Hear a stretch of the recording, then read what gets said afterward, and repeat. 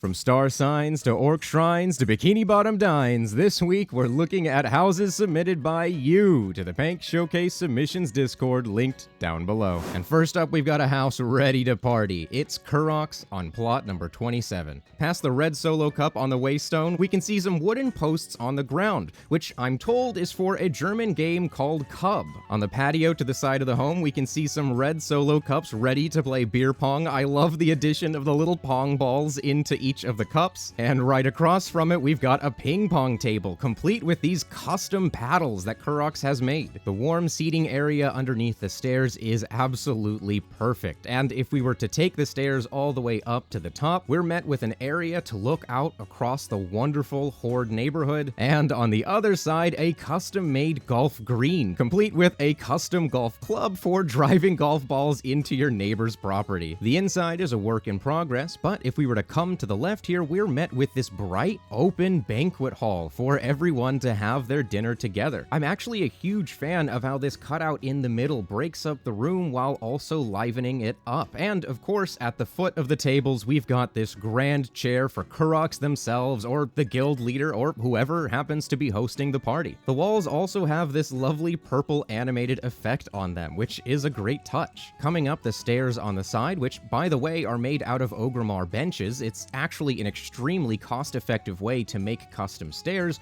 we're met with a door that leads into this wide-open communal kitchen that's got a ton of features that I absolutely love. To the right, we've got an amazing rendition of those little aquariums you see at restaurants where you get to look at the live lobster before you order and eat them, and actually saying it out loud that why do restaurants have that? Regardless, this is a great version of it. And if we were to go around the rest of the kitchen, we get to see that it's actually dedicated to making pizzas for everyone, which I love. In the cupboard here, we've got some of the doughs ready to go.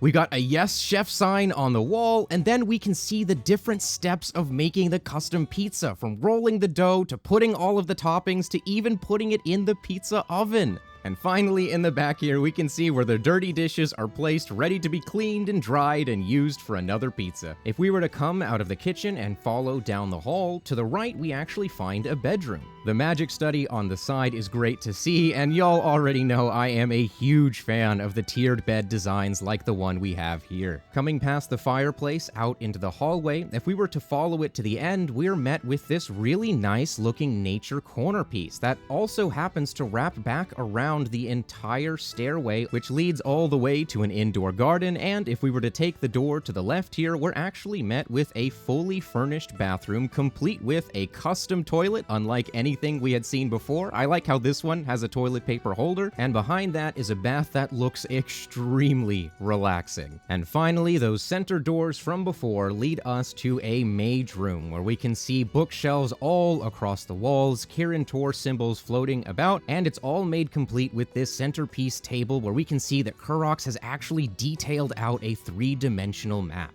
Don't forget to subscribe, and if you would like to have your home featured, there's a link to the Pank Showcase Submissions Discord down below. But what if you and your friends don't just party, they fight? This is Malus's PvP-focused house on plot number 21. I like how the wall that faces outward towards the rest of the neighborhood is more sturdy, made of these stone pieces with wood banisters in between. To the right of the home, we've got some caravans around a fire, as though people have traveled a long ways away to get here, and the home itself has a patio to kick back and enjoy the plot. And in the far corner, we've got one of my favorites, a lovely little chicken coop. Now on the inside, we've got what looks to be a normal home that quickly evolves into this player's PvP showcase. You already know I love the custom Wintervale tree, and if we were to come through the house to the left, we're actually met with a fully furnished kitchen. Some highlights of the kitchen are the cups hanging to dry on the wall, this really cool custom fridge with little fridge magnets to hold up some paintings. I love that addition. And in the back here, we've got a cupboard to store some of the spices. Coming through the kitchen, we're met with the dining area that's left nice and open for people to be able to go around the center table. As we come around to the back here, the green light on top of the door lets us know that this bathroom is not occupied, and if we were to go inside, we can see yet another custom toilet, this one made to look very much like a modern toilet you might find in an apartment. And if we were to come past this warm elven fireplace through the door in the back, we're actually met with the bedroom. Once again, we've got that tiered bed that I absolutely love to see, but if we were to follow all the way to the back, we can see something rather unique. Now, this initial room here looks to be filled with just toiletries and makeup, but if we were to come to the left here, behind this curtain, we're actually met with this house's treasure trove, where we can see all of the different valuables, some so valuable that they're actually locked away in this custom-made safe on the side here. Similarly, we've got some magical books and artifacts locked away in this cage to the right. Now, I like to imagine that these are not just treasures to be kept away, but actually prizes to be won, because if we were to come back through the bedroom, back through the dining room, we are then met with this house's tribute to PvP. And man, if there is any decor item to get from PvP, this house has it. On the bottom left here, we've got a training area with the regular training dummy you can get from the Brawlers Guild, as well as a custom-made one with a horde banner. Just next to that, we've actually got a place to kick back and relax in the hot tub after a tough day of training and sparring with yourself and your guildmates. Coming past the storage underneath the stairs to actually follow the stairs up to the top, we're met with a fantastic looking map on the wall, as well as a little shrine full of all of the different other PvP doodads and decor items that you can earn. One of my favorite features of this home is if we were to come down to the corner of this room, we're actually met with what I believe to be a Hearthstone table. And finally, in the back, we've got a room dedicated to Malus's favorite professions. We've got an engineering side, a blacksmithing side, and a place to store all of the weapons and doodads that have been crafted. And what better place to kick back after a long day of sparring than a Pandaren diner by Mutikasa on plot number 18. And right off the bat, I'm loving how they've completely transformed the horde house to fit the aesthetic. The custom sculpting to make this circular entryway with those dividers to make Pandaren style doors, such a great idea. Coming around the side, I love to see the cart where we can imagine they've gotten some deliveries of food, and as we come up the patio, we can see some lovely outdoor seating, and we get a better look of this complete transformation of the horde home. It looks so good, and the inside is everything that you could ask for. I'm loving this amazing rock and water feature that wraps all the way through the back and up around the walkway. The shrine at the top of the ramp is stunning, and I love how not only is the centerpiece detailed, but even at the tops and around the edges, we've got little decor items to add that little extra something. On the far side of the walkway, we've got a dojo for the monks to practice their craft, complete with a wide open mat in the middle for people to spar, extra features alongside the walls, and as we come past the dojo into the next room, we can see that it is a hot springs to sit back and relax after you've done your training. The dumplings on the side here are a lovely touch, and I really enjoy how this room mimics the feeling of being outside, using these different wall platforms to give the feeling that this is an awning through which we can see the night sky. As we come across the walkway and admire the monk order hall items on the shelf, we come into the main restaurant area itself. And this is one of those rooms where the more you look, the more there is to appreciate. I love the podium where you wait to be seated by a waiter, but actually there's little details hidden about everywhere. These tables are Pandaren tables, and on the shelves as well as in all the little nooks and crannies, we've got different monk and Pandaren items hidden away. The bar in the middle lets us see some of the food is currently cooking, and behind the divider we can see what looks to be a place for the monk to practice their art form. And of course, we've got to admire this gorgeous centerpiece that has this little bonsai tree growing out of the middle, and we can even see that the inside is made to look like that white stone characteristic of Japanese dry gardens. Behind the bar, we've got the stock room. We've got different dishes across all the different countertops, and we've got this huge pot here that you know is cooking up something delicious. In the back left, we're met with more storage, but in the back right, we're met with something a little bit different. One of these floorboards is not like the others, and if we were to interact with it, we can see that it actually opens up into a secret basement. Now, this basement is clearly used to age all of the different brews that are made here, but there are some signs that maybe something else is going on here. And while normally finding an open coffin in the secret basement storeroom of my favorite restaurant wouldn't be too concerning, that with the cobwebs and the fighting dojo makes me think that this coffin might not stay open for very long. From a brewery for the masses to a mage tower that brings the class, this is Aethera on plot 46. First and foremost, there is some excellent work on the top of the outside of the house here, where we can see that light well from the Midnight pre-order combined with a moon well and the mage dragon item for some pretty stellar effect. I'm loving how the front door has been transformed into this magical portal to the inside, kind of like the Stormwind Mage Tower, how it's combined with these floating rocks to the right and a hot tub on the left that's brimming with some not-so-arcane energies. Now, the inside nails the feeling of that high-class mage tower, where the most rich or the most powerful get to stay and practice their craft.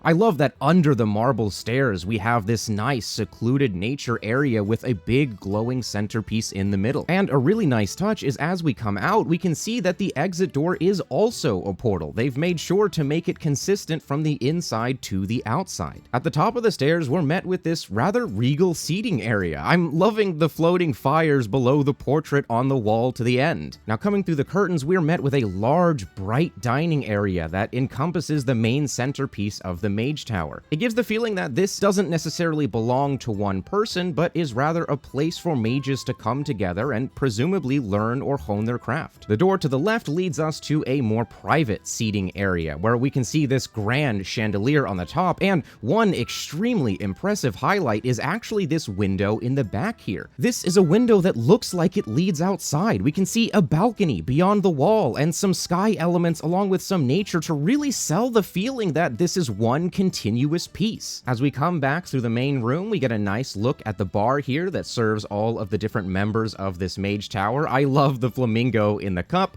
but of course no mage tower would be complete without a secret bookshelf door leading us to somewhere magical, and this house has got it. Past the bookshelf door, we come to what may be my favorite area of the home. I love the calm and serene feeling that you get of this under the stair area. This feels like the perfect, cozy place to sit back and read, to do your studies, to sort of just be with yourself. And the final corner is taken up by an indoor garden. Finally, as we come to the top of the stairs, we can see where this mage tower stores its most important knowledge, the truly magical books floating around and the artifacts all across the bookshelves. All of it brought together, of course, with that amazing animated Mage Order Hall item. And despite how amazing all of this looks, behind the secret bookshelf door hides the biggest secret of them all, that all of this isn't even the home's final form. Now, I hope you're ready for seconds, because we've got the second most common race combined with the second rarest class. This is the home of a Night Elf Brewmaster by Lathan on the second plot. Now, this is a home that blends extremely well with the plot that it is on. It has made sure that the placement of all of the trees, the foliage, the other items out in the back here, all of them feels like an extension of the Night Elf themed area of the Alliance neighborhood. Coming through the back, we get to see a little bit of that monk influence blending in with the Night Elf highlights. We've got that battle table there for planning, and all the way in the back, we've got the Monk Order Hall bell right next to a glowing moonwell. And the side of the home even features this really cool enclosed greenhouse area. But it's on the inside where this plot truly shines. As we go throughout all of the different rooms in this home, you will see absolutely perfect detail work with the plants and foliage all throughout. As we come into the dining room here on the right, the work on these banisters is absolutely stellar, and I love how they've managed to combine the different Night Elf and Monk items for that centerpiece off on the right. And something incredible about this home is if we were to look up from the dining room, we can see this immaculate canopy wrapping around the top, showing us what will be the second floor. In the very back behind the dining room, we can see the Brewmaster elements truly shine through. We've got different brews aging on the wall, and we can see that the kitchen is not only fully furnished, but manages to mix a bit of that Brewmaster Night Elf aesthetic together. Now, if we were to come back to the main room and instead go to the left, we're actually met with a more private dining area, where we can see a giant piece of meat ready to be consumed. This is also a room where we get to better appreciate the amount of detail work. There is not a single inch of wasted space throughout this entire home. Everywhere that there could be foliage, everywhere that there could be details that feel right,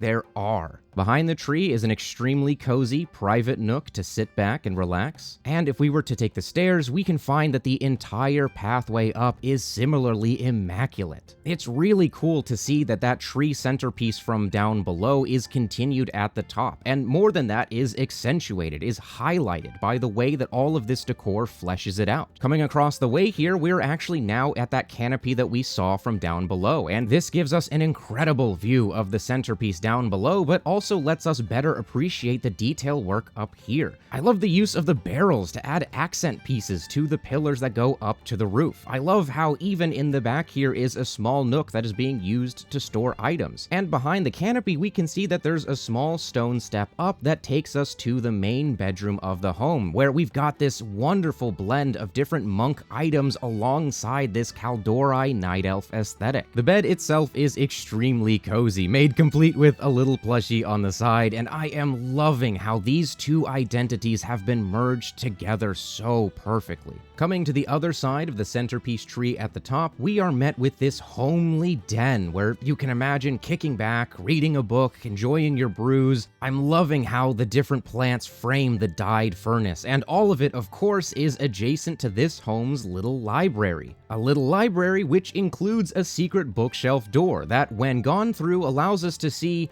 You know what, actually, let's just move on to the next room. In the final room behind the den, we can see this home's bathroom, which includes a completely unique custom toilet we hadn't seen before, and this one even includes a shower with some little soaps on the shelf. Alright, enough pointy ears and frothy beers, let's get to the cool stuff. This is the Mansion of a Human Death Knight by Xebec on plot number 48. The Gilnean walls all around the perimeter are a great way to frame this plot, and if we were to take this ramp up to the right, we can see this opulent, shaded seating area for the Death Knight to drink their morning plague and look out at the neighborhood. You probably noticed that enclosed addition to the left of the home, and if we were to take the door inside, we can see that it is a fully private hot tub for the Death Knight to relax. Now on the inside, we're met with this really cool, imposing throne room. It's so cool how Xebec saw that there is no Death Knight throne in the game, so they used the Order Hall items to make their own. The throne even gives us a fantastic view of the swirling dark portal that is the exit out of the home. This grand hallway actually features some nice additions, including these two windows that have a great naturalistic view contrasted with the dark Book of Death down below. Now, this grand hallway doesn't just look good, it's also really clever. If we were to come through the black curtains on the left here, we can see that the hallway is actually connected to these really cool wraparound sections to the side and back. Through this one, we can see a bit of a den and reading area, some magical artifacts floating about, and through the door in the back, we are met with this gigantic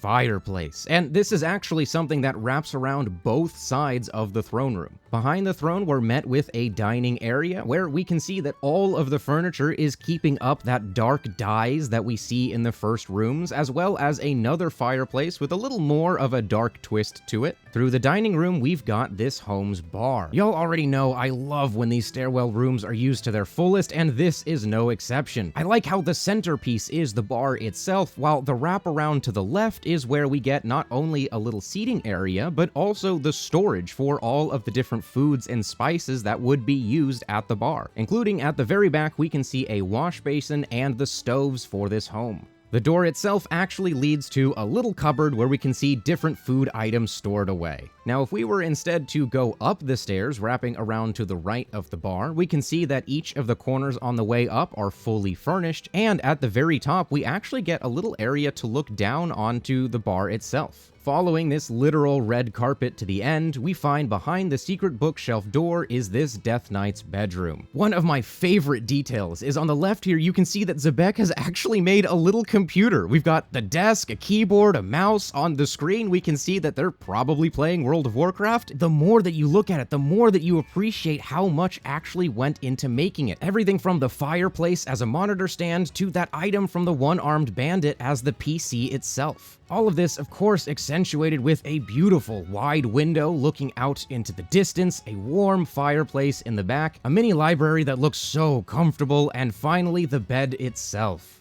At the very top of the stairs, we're met with another warm area that shows off how clever Xebec has been with the layout here, because the fact that we have this banister that lets us look down to the stairs below is only possible because Xebec has custom fitted this entire stairwell room from bottom to top. And finally, if we were to wrap around to the other side of the throne room, we're met with another communal area, this time with an awesome chandelier and a custom-made pool table in the middle. But now it's time to call me a liar, because we've got one more Night Elf home, but once we get inside, you'll see it is absolutely worth it. This is Magwarx on plot number 33. Now, while I did say the inside will blow you away, the outside ain't too shabby either. I'm a big fan of this stone walkway path that wraps around the side and the back of the home. To the right of the home, we've got a gorgeous seating area with this flowing water that you know must feel so tranquil. We've got a giant barrel of presumably Kaldori wine. Behind the home, we've got a griffin roost just waiting for its griffin. Get on that, Blizzard! And to the left, we've got a gazebo with a cute little moonwell in the middle. Now, the inside here is absolutely breathtaking, starting with this room on the left where I love all of the floating little candles above the table. Kind of gives Harry Potter vibes, but it feels so natural for a night elf aesthetic room. And it's made even better by these night sky windows on either side. We can see the stars shining through and the different plants that have been illuminated by the moon. The kitchen just behind is incredible as well. I love the iron stove stuffed into the stone chimney, that we have a continuation of the nighttime window, and that we even get to see a little planter box on the wall growing some spices. But it's actually when we come back to the main room that we get to see some next level features that you may have missed. First and foremost, the entrance itself is a swirling portal in front of a painting, almost like it's Mario 64, and we're gonna jump right on through. But something even more impressive is that these rocks in the middle here aren't just for show, there's actually a creek running through the middle of the home. Taking a closer look at the desk on the left, we can see the water flowing underneath. And in the middle of the room, this wooden bridge allows us to cross over the creek. On the other side of the cute little bridge, we've got a storage cupboard to put our boxes away. And just to the right of that, we've got this glorious fountain where the water for the creek is flowing out of. And all of it is encapsulated in this gigantic nature room. The floating tree in the middle adds to the enchanted vibe of the whole piece, and don't you worry, because we will be revisiting this room in another form in just a bit. Following the river through to the stairwell room, we are met with what might be the most impressive thing of this entire home. And I know that that is saying a lot, given what we have already seen. But if you can bear to wait for just one more moment, across the creek underneath the stairs, we've got a hidden little treasure room.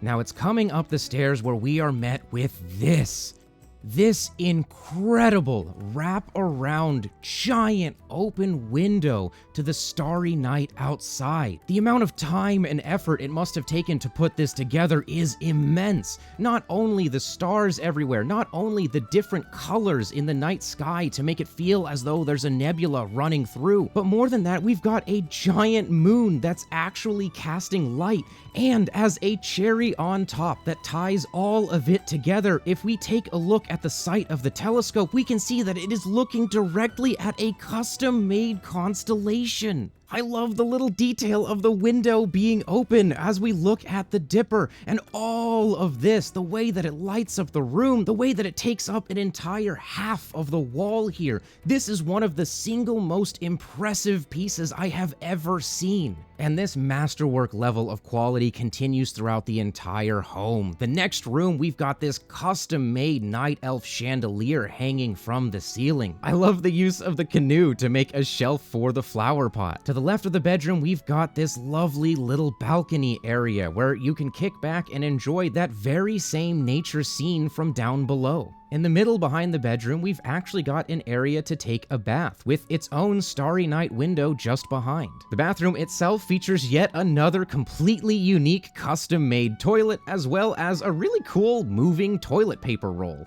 And finally, behind the secret bookshelf door, we are met with this very ominous dark shrine to the void, and honestly, it makes a lot of sense, because a dark bargain with the void is the only way to explain the incredible skills shown throughout the rest of this home. Now, if you're someone like me who's stuck against your will in an alliance neighborhood simply because that's the one your guild chose, it's time to meet our hero. This is Brawx's unabashedly horde home in an Alliance neighborhood on plot number 28. Brawx has taken their predicament and said, fine, I'll make my own horde neighborhood with blackjack and watchtowers. And in fact, we're actually going to start with the watchtower. Coming up these ramps, which by the way are extremely clever, they're made out of Orgrimmar tables so that they only take one decor point while still getting you to the top. We've got this unabashedly horde look to the whole thing, a Tauren drum, and an absolutely stunning view of the Alliance neighborhood.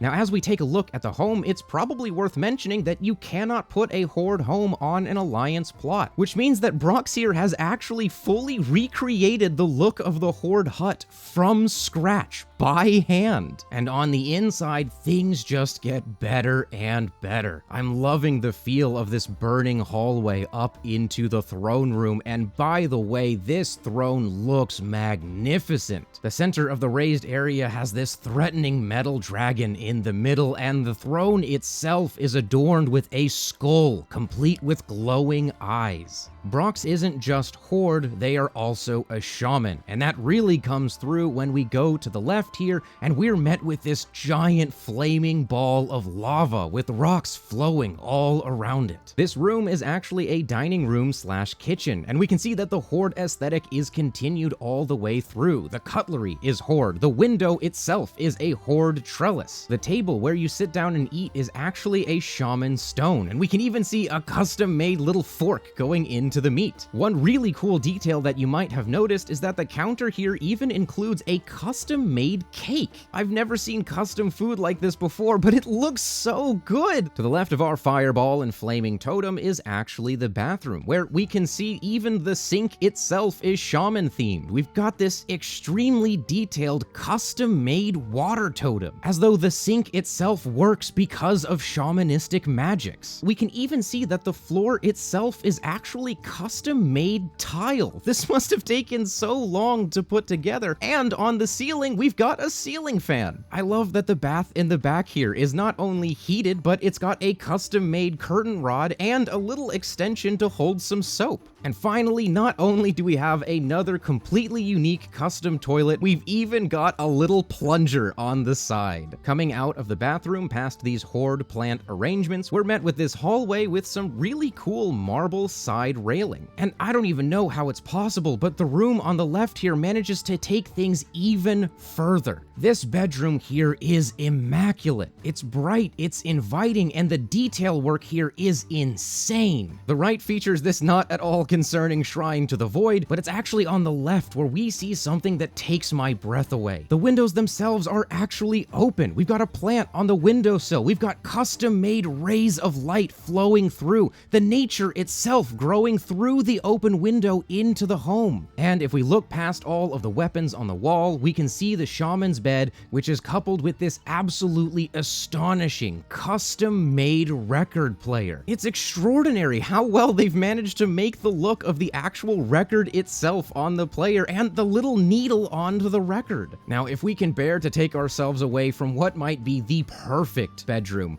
we can see that on the left here, we've got a room dedicated to their professions. The right here features a giant forge and this really cool warrior-themed anvil, while the left features dozens of weapons forged in these very fires. One nice extra detail is that this fell barrel here is actually leaking onto the floor. And now, believe it or not, this has all only been one half of the home. If we were to come back through the throne room and instead go to the right, we are met with the other half. To the left, we've got the classic storage room, where the hero just sort of dumps all of their riches and treasures from all of the different adventures. Yes, of course, the placement of all of the different items is very purposeful and precise to make this trash pile feel, but more than that, a lot of these items are actually ones you do get from going out in the world and adventuring. We've got the item you get from the achievement from One-Armed Bandit. We've got items for getting your Koresh rep all the way up. We've got warrior and demon hunter weapons, items from each of the different order halls. This is the storeroom of a hero who's got far more treasure than they know what to do with. But it's actually coming out of the treasure room where we get to see this house's pièce de résistance. Coming to the left, we've got this gigantic, imposing, custom sculpted face of Garrosh Hellscream himself. As we come up the stairs to get a better look at the Horde's last competent war chief, we actually see that it is a dining area. There's a bar in the corner with a drink spilled on top of it, and we can see various different little food items across the tables and spilled onto the floor. But of course, the real reason we're here is to get a better look at Garrosh in all his glory. What a perfect capstone to a phenomenal Horde home. All of it made in protest of the guild choosing an alliance neighborhood instead. From the forests of Azeroth to the deep seas of Bikini Bottom, this is Deathmarkdon on plot number 20, with a home that finally answers the question, is this the Krusty Krab? Why, yes, it is. Thank you for asking. And already just, wow. I mean, this is absolutely amazing. Even with the very limited tools of WoW housing, you can tell right away that this is the Krusty Krab. I love all the different details, how we've got a palm tree upside down to make the clam sign, how we can see the different posters that are always in the window of the Krusty Krab, or the chimney coming off the top. And on the inside, this is just perfect. I mean, look at this. This is the Krusty Krab. Not only have they gotten the layout absolutely perfect, but every single detail is spot on. Even better, all of the barrels work as actual seats, and on one of the tables we can see a Krabby Patty in all of its glory. And by the cash register, we've got Squidward. This is actually Squidward here. This must have taken so much time to put together. To the left here, we've got the best possible replica you could make of Mr. Krabs' office using the WoW tools. We've got the iconic safe on the wall. We've got Mr. Krabs' circle window. And on the desk, we can even see some custom-made gold coins and the Krabby Patty secret formula. The farthest door on the right leads to another perfect replica of the Bikini Bottom bathrooms. They even match the look of the stalls and the toilets themselves. The window is exactly where it's supposed to be, and the sink matches too. And of course, it wouldn't be the Krusty Krab without the grill section where SpongeBob works. I love that on the grill we can see a Krabby Patty being made. We can see a custom-made spatula on the top, and directly to the right is even a little fryer to make the fries. And while at first you might be surprised to see that this door to the side leads to nowhere, if you've watched the show, you'll actually know that this door is extremely inconsistent, leading to different places in different episodes, and in some episodes it doesn't even exist. If we were to go through the curtains in the back here, we can see a custom rendition of the Krusty Krab based in part on how it looks in some of the episodes that change the layout. All the way to the right, we've got a cave that leads to this amazing custom-made cage that looks exactly like the one used to trap the villain Man Ray that you may recognize from the episode that gave us the iconic Patrick Wallet scene. And finally, through the red curtains in the back, we get to see a recreation of how the Krusty Krab looks when it's been laid out for the episodes that have a stage. This is so amazing that I have to come clean. I have to be honest with all of you and admit to everyone that I'm a goofy